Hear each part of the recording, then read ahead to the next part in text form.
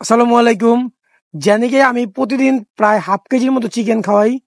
এটা হচ্ছে ওর একদম ফিক্সড ডায়েট, মানে ওকে প্রতিদিন হাফ কেজি চিকেন দেওয়া লাগবেই। তো এর পাশাপাশি ওকে আরেকটা জিনিস দেয় যেটা আসলে চিকেনের থেকেও বেশি ইম্পর্টেন্ট, সেটা হচ্ছে ওকে ডিওয়ার্মিং করানো, মানে কৃমিনাশক করানো ওকে। এটা হচ্ছে ডিওয়ার্মিং ট্যাবলেট। অনেকেই আছে ইনজেকশন ইউজ করে, আবার কেউ ট্যাবলেট ইউজ করে। আমার মতে ট্যাবলেটটা বেটার। এই ট্যাবলেট আজকে আমি ইউজ করব। যেহেতু ওর বডি ওয়েট 30 কেজির উপরে, সো আমি তিনটার বেশি এটা ইউজ করব।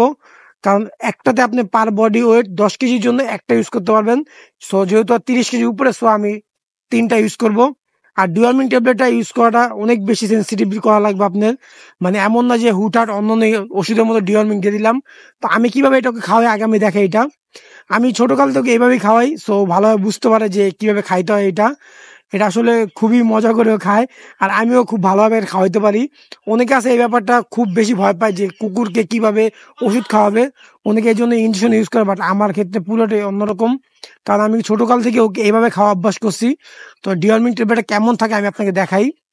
এক্স্যাক্টলি এমন থাকবে। এটা আপনি যাদের কুকুর 5 কেজি তাদেরকে অর্ধেক দিবেন, আর যাদের 10 কেজি তাদেরকে একটা দিবেন। তো এই সিম্পল, জানি কি আমি এভাবে দেই, ও খায় ফেলায়। এটা কোনো প্যারার কোনো কাজ না। আর এটা মেন হচ্ছে যে ওকে আমি এই অভ্যাসটা করাইছি। যদি আমি অভ্যাসটা না করতাম তাহলে দেখা যেত যে এই জন্যই আমার ডক্টর ডাকা লাগতো অথবা বেটের কাছে নেওয়া লাগতো। তো এটা দেখা যেত খুব এক্সপেন্সিভ হয়ে যেত, যেখানে আপনার তিনটা ওষুধের দাম 210 টাকা, সেখানে দেখা যেত আরো 500-1000 টাকা লাগতো আপনার ডক্টরের ভিজিট। সো এটা আমি অনেকটা সেভ করছি। যারাই ছোট কুকুর পালতেছেন না কেন, এভাবে ওকে খাওয়ানো অভ্যাস করবেন। আর আপনাকে যদি খুব বেশি অ্যাগ্রেসিভ হয়, ওকে ফ্রেন্ডলি করে ট্রাই করবেন। কারণ যত যাই হোক, অ্যাগ্রেসিভ কুকুর কখনোই ভালো হয় না।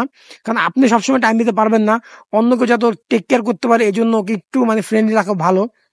তো এই ওষুধটা খাওয়ানোর আগে আপনাকে এক জিনিস মাথায় রাখতে হবে যে ওয়েদারটা কি চলতেছে। ঠান্ডার দিনে এটা খাওয়াতে হয়, অতিরিক্ত গরমে খাওয়াইলে সমস্যা হতে পারে। আর হচ্ছে আপনি ওর পেট খালি থাকা লাগবে, মানে একদম সকাল সকাল খালি পেটে খাওয়াইতে হবে। এটাকে আমি আজকে খাওয়াইছি, আবার পাক্কা 3 মাস পর খাওয়াবো। অনেকে আছে 7 দিন পর একটা কোর্স করে, বাট আমি এরকম ভাবেই করি। আর এরকম ভাবে রেজাল্ট খুব ভালো পাই। ওর পেটে ওরকম ভাবে ক্রিমও হয় না, বাট তাও আমি এভাবেই করি। সো এই ছিল আমাদের আজকে video. Thanks for watching, stay tune, আল্লাহ হাফেজ।